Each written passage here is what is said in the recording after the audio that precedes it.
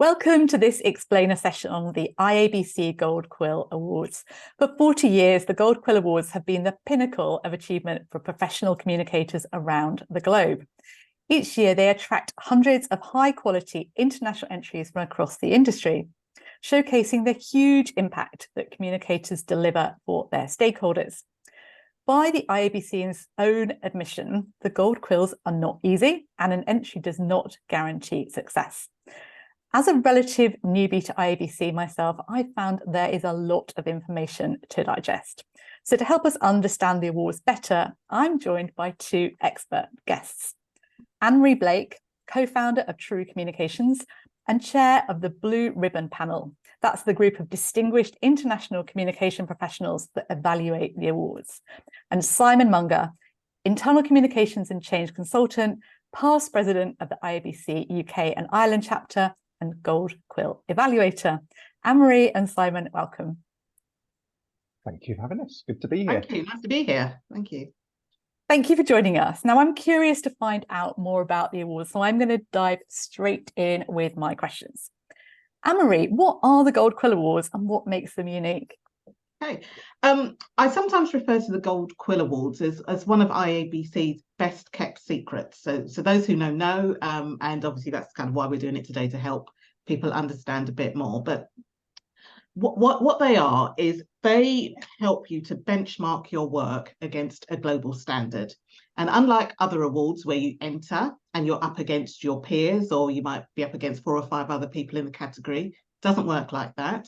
You either meet the criteria for a gold quill or you don't. So that's kind of what I think really makes them special. You know, the purpose of them is to really reward work that is of a global standard for the communicator. So they really are not just another award to enter. They're something a little bit different. No. And Simon, can you tell us who can actually enter? Who are they open to? Yeah, so I think the beauty of Gold Quill as well is while, yes, they are aligned and a lot of people know them because of IABC, you don't have to be a member, you don't have to be involved with IABC. Absolutely anybody can choose to enter. And it really is being a global award as well. I think the great thing about that is you can enter from anywhere in the world and have that distinguished sort of take that, yes, I've won a Gold Quill, which is recognised anywhere that you might choose to go. So yeah, it's an open playing field to anyone who wants to. Wow, that's pretty cool. I've been involved in the communications world for a long time, probably more years than I care to think of, but I'm not sure I've come across any other global awards. There may be some, but I'm not aware of any. No. Pretty cool and unique. So the thing that's really on my mind, because communications professionals are really busy people, and we all know that award submissions take time to do. So why should people prioritize time and actually take some time to enter the awards? So, I mean, there's a few reasons why you should enter. I think I alluded to one a minute ago. So it's an opportunity to benchmark your work against a global standard. And who doesn't want to, go to a lovely ceremony? Next year it will be in Chicago, and pick up a trophy and, tell all your stakeholders that your work is, globally award winning. But I'd also add, even if you don't plan to enter, it's a really good opportunity to stretch yourself, because all of the stuff is not secret, it's all open material. And it allows you to, if you're starting on a new project, just look at the work, the work framework, the work plan, and it helps you to structure your work in a way that would be globally award winning, as opposed to using gut or instinct. So, great if you want to have the kudos of winning an award. I'd absolutely encourage people to do that. It's a really great thing to do. You'll be joining, a very limited group of people that are Gold Quill winners. But even if you don't have the time to enter, or you don't want to enter, I would suggest that you take a look at the resources, the work plan, global standard, to really look at how you can elevate your work. That's really interesting. That's something I've heard, actually. I've heard people say how helpful the framework is, regardless of whether you're actually entering. But it's a great way to ensure that you're producing communication strategies that really are of that level and delivering excellence. Yeah, and it's a real honour. I mean, we'll come on to it in a bit, but it's a real honour kind of evaluating this work, because even though I've been in this game a long time, I'm still learning, and I'm seeing some really amazing work about how people have taken from business objectives to kind of delivered work. So I'd encourage everyone, even if they're not entering, to have a look at that framework. Yeah, I think I agree with you completely that it's really interesting just to get the breadth and scope of entries that you see, and you always come away from evaluating with this real kind of buzz of like this amazing stuff that you've seen and something you've learned from, or just a different perspective. So it is genuinely true that evaluating is as much fun as entering is, and I think you get as much out of it. And it's all available. There is no, as you said, there's no secret. You can go and find what you're going to be evaluated against. You can access all of this information, and it's just out there. All you've got to do is search for it. So yeah, highly recommend it. That's really interesting. And I was picking up another benefit there. So we talked about a little bit about the benefits of people that enter and people that win, but it sounds like there's actually some real benefits to being an evaluator as well, that we're always learning every day, aren't we, as communication professionals, however long we've been doing this job for. Every day is a school day, and it sounds like it's a real privilege, and you learn a lot from evaluating the entries as well. Yeah, particularly for me as a consultant. So I've been evaluating, there'll be 4 years this year. I've just signed up for the next panel for 2024, of course. And when you're a consultant, you're working by yourself, you're often in and you're delivering something. You kind of miss out on that learning what other people are doing, perhaps whereas when you're in an in-house team, you have access to that kind of thing. So yeah, it's just a great way to kind of keep in touch and see how you would do things and how other people do. So yeah, there's a reason why I keep coming back, and it's not just because Anne-Marie asks very nicely. I get a lot out of it as well. I can see that from how you talk about it. So I think that brings me nicely onto the question for you, Simon, which is, how are the entries to the awards judged? Yeah, I think there's an important distinction to make between judging, and you probably notice we're using the word evaluating. So for me, judging is down to, a lot of the time, personal opinion. You're making an assessment as to whether or not something is good in your view. Gold Quill doesn't work like that. So as Anne-Marie mentioned, there is a benchmark that you either achieve it or you don't, and you either qualify or you don't. It doesn't matter what other people have submitted. You just have to reach the standard, and that standard is set by what we call a rubric. And now I hadn't come across this word before, but basically the rubric is a series of categories where there is a scale of 1 to 7, and to achieve each number, 7 being the highest, 1 being the lowest, you have to attain certain or have certain elements within your work plan or the examples that you're submitting. So as an evaluator, one of the things I always worried about is you get paired up with another individual, you both evaluate the submissions separately, and then you come together for a day, luckily in person now, which is great. You actually get to come together and check your scores with each other and agree a final mark that you both agree on. And I was paranoid that I was going to come out with, like, I don't know, a 7 saying this is amazing, and the other person evaluating would come out with a 2, and it'd just be like, how on earth did that happen? But that genuinely doesn't happen. You always end up quite close together because you are both evaluating to this rubric. And you either go, this plan contains these elements, or it doesn't. And if it doesn't, you don't award the next level. So it removes any bias. It makes it very considered, very analytical. And again, as I said before about things being available, this rubric is available online. So when you are submitting, all you've got to do is look at the rubric and go, does my plan contain these elements?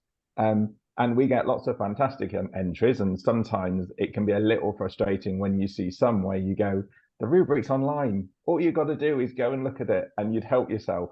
So that's like the big tip, if you take away nothing else, is go and take a look at that rubric, understand it, so that you can make sure that your entry aligns with it. And there are different categories depending on what you're entering. You can enter a full-blown comms plan.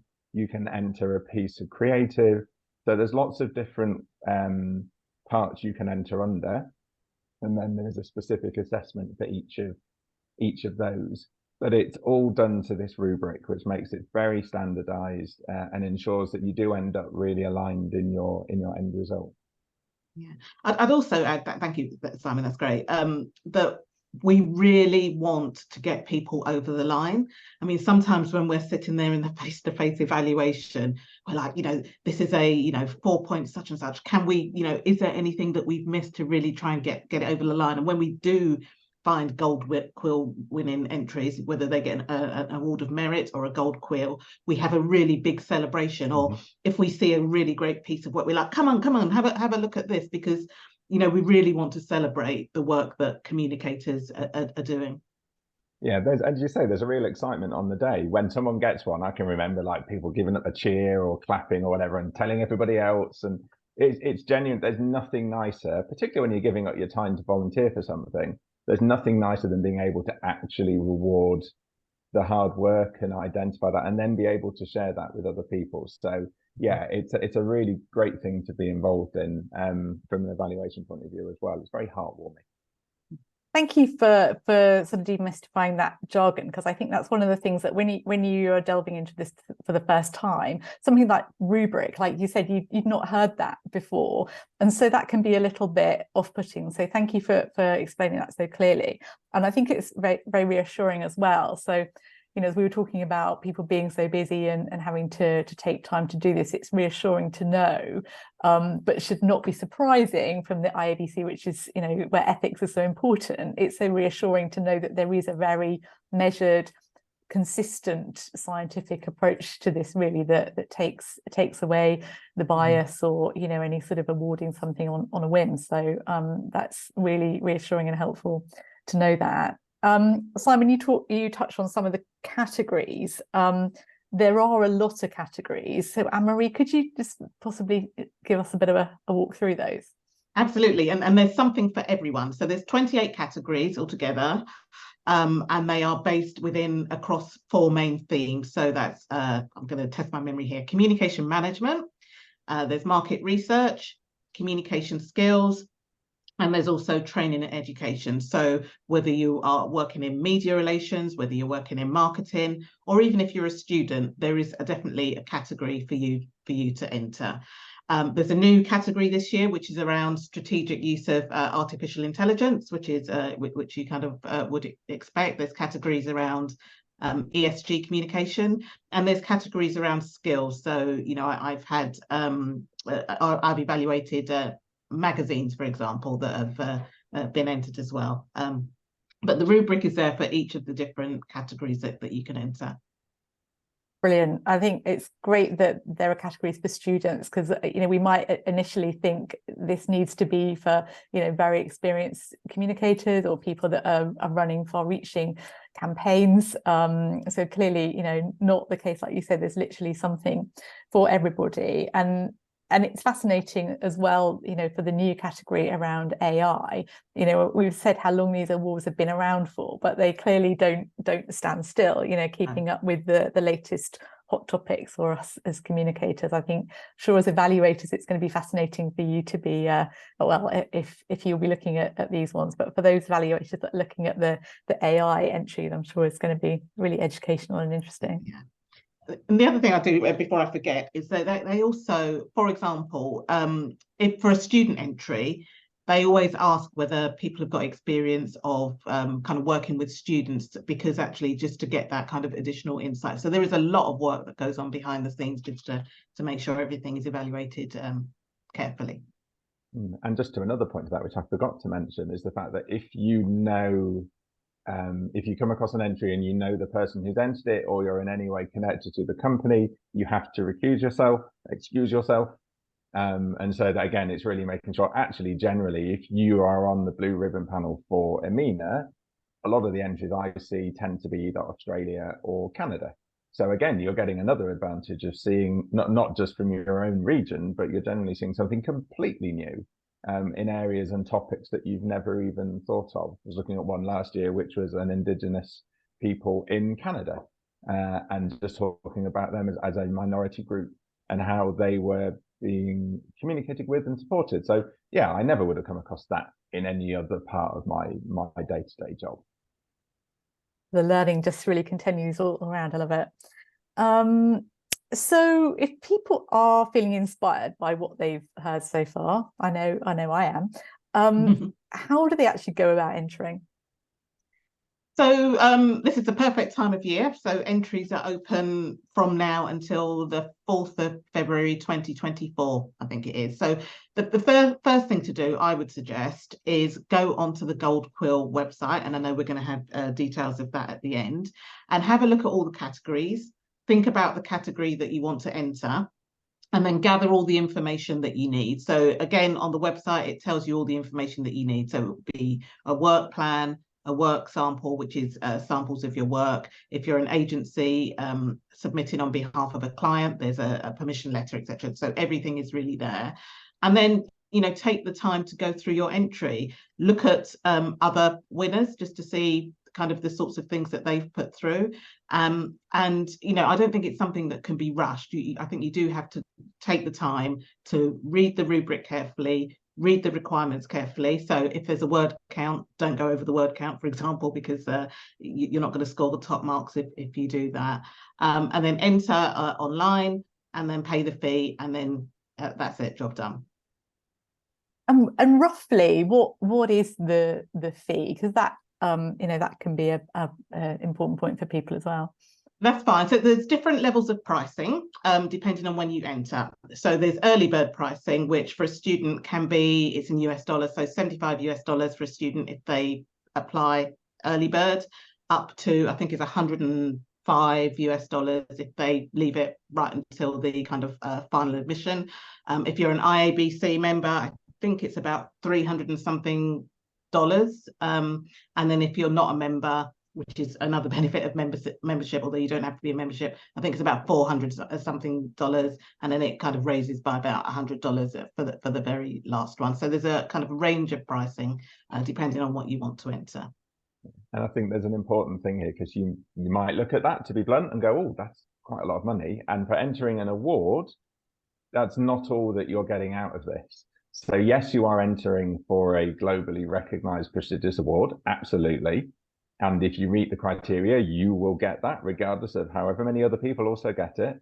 But you're also getting kind of expert review and feedback on your entries. So the evaluators who look at these, we have to provide detailed written notes that explain why we've given the score that we have, and also why or how they could perhaps enhance or achieve a higher mark next time. And we do that for each category. And it's written in the guidance that we're given that you must be positive, you must be encouraging and supportive. So whether or not you make the grade, you actually still get that feedback, which can be really useful, because it's kind of the collective hive mind giving you their feedback. And then you'll be better placed next time, but if you should choose to enter again. But also, frankly, just your day-to-day work, comms planning, everything that you do will be better as a result. So it is about more than just entering an award. You're effectively getting that real insight from experts as well on top of it. So I think there's an added value there. Yeah, I mean, and there's another level as well, Simon, to evaluation. So we will evaluate independently, then we'll evaluate together to consolidate the scores at the panel. And then there's a sample check-in as well when it goes up to the international level. So it's kind of just, even though we have to do kind of, I think, an hour and a bit's training every year, whether, you know, I've done it for probably nearly 10 years now, or you kind of just learning, you always have to do that training, but there's another check as well, which is just making sure that those standards are being kept. So, you know, you opened up by saying they're not easy to win, but actually, boy, when you do win one, you do realize that, like, you know, how good a job that you have done. Amazing. And that feedback sounds really, really valuable. So thank you for explaining that. So loads of support and resources available online, which you've explained. It still feels like, you know, to go through this, people want to do it, obviously, really do themselves justice and make a good job of doing this, making sure that they are meeting all the criteria of the rubric, etc. how long is a piece of string, but roughly, how long do you think people need to set aside to create a good submission? Oh, now you're asking. Well, actually, let me answer that question in a slightly different way. I think if you are a communicator that does your work correctly, so you start out by looking at business objectives and then comms objectives, build in measurement, think about the strategy. If that's kind of your process, then it's not going to take you that long, because you're just going to transfer what you actually did into the form and then check it and then submit it. I think we can also tell where people have tried to retrofit, where they haven't quite done the work, and it may take a little bit longer.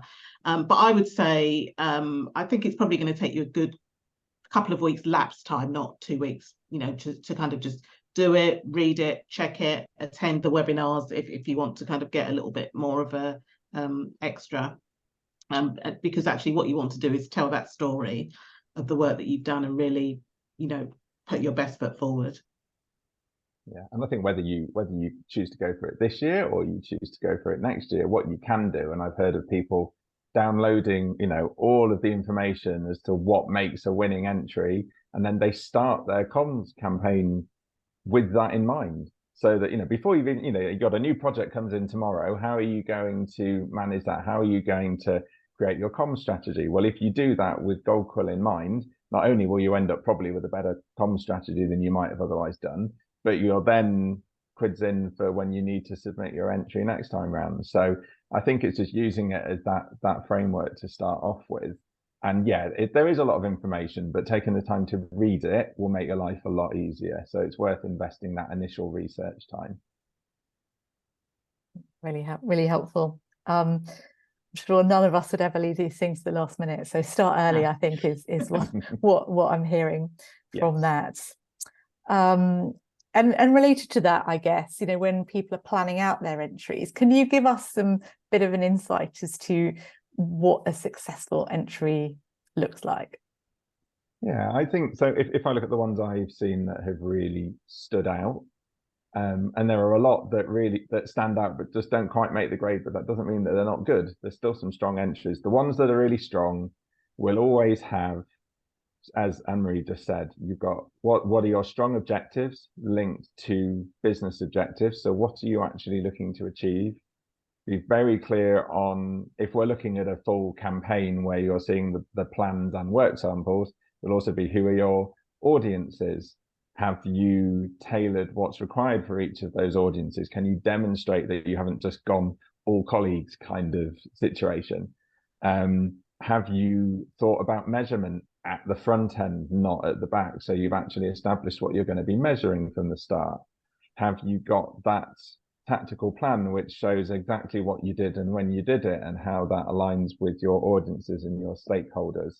One piece that sometimes can be less strong with a lot of entries is explaining how you worked with stakeholders to get people on side and really understanding. People do sometimes gloss over that a bit, and while you read it and you can see, I know that you obviously did it because we've got the rubric. If it's not there, we can't mark you for it, even if I can see, well, actually, yeah, you did. You need to explain how you did it to get that mark.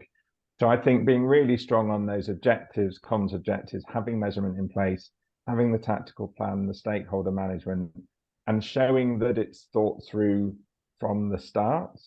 And with work samples, really looking at, you don't have to provide thousands of them. It's far better to provide one that's a perfect example than 5 that kind of sort of show what you did. So just really making sure that those samples aren't an afterthought, because they are the bringing to life of any strategy that you've had, and are just as important when you're looking at it and evaluating. Yeah, I mean, I'd also add that each entry, I would probably spend about an hour on each entry when I'm doing it independently. And I mean, we're communicators, we know about hearts and minds, don't we? So, the logical part is around making sure that you're meeting the elements of the kind of rubric, but then I'm looking for a story as well. What was the behavior change that you were influencing? What was, did you understand what the business need? I kind of want to be told a story as well. So I'd encourage people to think about that. That's a really good point. Yeah, sorry, go on. Oh, well, no, just to reflect on that, really, I mean, as communicators, that's really what we're doing is, we're telling stories every day, aren't we? But may not necessarily think to apply that to an awards submission. So it's really helpful to think about it from that angle. Yeah, no, I agree completely. And I think there's, on a slightly more practical level, there's the point around the word counts that we've already mentioned. We are comms professionals, so therefore we should be quite good at hitting word counts and expressing ourselves in a succinct way. You do sometimes get entries that are really long, and conversely some that are really short, both of which are possibly unhelpful if you're trying to win. So I think really making sure that you know exactly what the criteria are and that you do follow it, because it's all available, it's all there. So just make sure that you you've established that before you start and that you do hit those numbers. Pay attention to the detail. Devil's in the detail. Indeed. Super helpful. So I think we've touched on this a little bit, but I wanted specifically just to think about people entering this for the first time.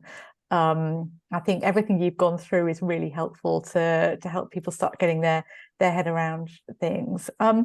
What would you advise somebody entering for the first time or thinking about it? What should they do first? Well, for me, it's don't panic. Don't panic. Everyone will have had a first time at some stage. So we have multiple Gold Quill winners, but they will have all have done it for the first time. So I strongly advise giving yourself a really good head start. So we've got until the 4th of February. So don't wait until the 1st to do it. You're unlikely to get a Gold Quill if that's what you do. And then, as I said, kind of just take the time to read all the information that's there. And then there's also a lot of information to help you. So there's case studies on the IABC website. About this time of year, there will be kind of webinars where you can go and you can ask questions, for example, and just really think about, maybe for the first time, entering kind of one piece of work and doing a really good job of entering that one piece of work. They don't have to be, full end-to-end campaigns. It can be for a communication skill, for example, which is a relatively short application process. But just to get yourself in the habit of thinking, okay, what impact did my communication have, as opposed to kind of how pretty did something look? Just kind of try and think about it like that. So I'm not allowed to give advice, obviously, because I'm an evaluator, but on the site, there's just everything is there to help you. Yeah, I think also, as we've said throughout this so far, the evaluators really want you to win. If we can give it to you, we absolutely will. Yes, you have to demonstrate it, and we don't cut corners, but we're not sat there trying to mark people down or trip them up. We genuinely want people to be successful. So don't be afraid thinking, oh, I'm going to get marked down or I'm going to get horrible feedback. You never will. The feedback is always constructive and helpful. And we want to see people succeed. That's really good to know. And a question that's been on my mind since you were talking about just needing to fit the rubric and meet those standards and the multiple categories. So whilst with some awards you may have a winner and a highly commended or whatever, is it possible then with Gold Quill that actually you may have, although they're the Gold Quills probably are rare, theoretically could you have more than one Gold Quill in a standard? Yes. Sorry, in a category. Yes, absolutely. Yeah, it's basically, if you hit the score that you need for either a merit or a quill, or we also do kind of a best of the best, then you get it. There's absolutely no quota, there's no bell curve. If you hit the score, you get it. And from our point of view, we want to elevate standards in the profession. The more that win, the more we like it. But it is, I mean, if we look at last year and trying to think of sort of numbers, how many did we have last year? Do you remember, Emery? It was a while ago. I think each evaluator, we had about 5 each. I think we probably had about 30 across our panel. I might have got that wrong. And we had, I'm trying to think off the top of my head now, we did have a number of Gold Quills. I think we had 5 quills, and I think we had a best of the best as well. Yeah, sorry, putting you on the spot, but just the point of, while we're saying, obviously we do want as many people to win as possible, this is still prestigious. While we want everybody to, and there is the option that everybody can, it's a very, very high standard that you need to meet to get it. That's not to put anyone off, because it's all achievable, because all the detail that you need is there. But yeah, you don't have to feel like, oh well, everybody gets one of these, so is it as valuable? It genuinely is. It is the best of the best. Brilliant. So there's a huge amount of useful information in there. I think you've really helped to explain it really clearly.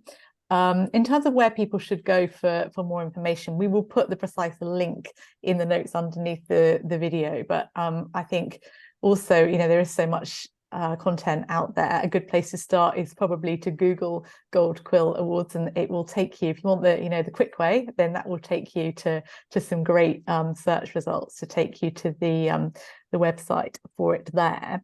We've covered a huge amount of ground. Is there anything that we've missed? Any sort of key nuggets that are in your head that we haven't touched on yet?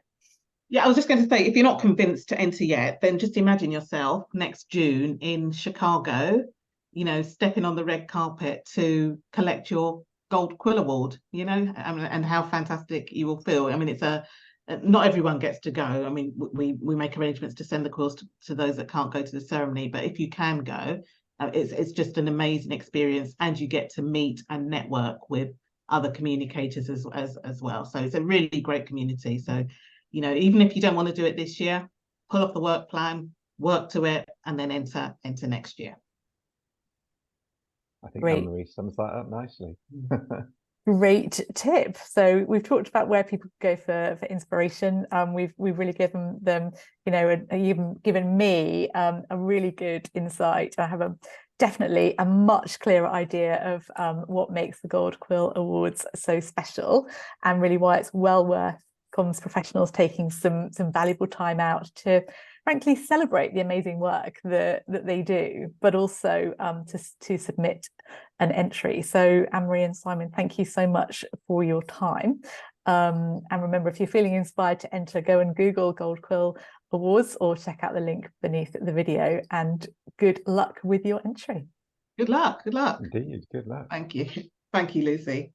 Thank you. Thank you.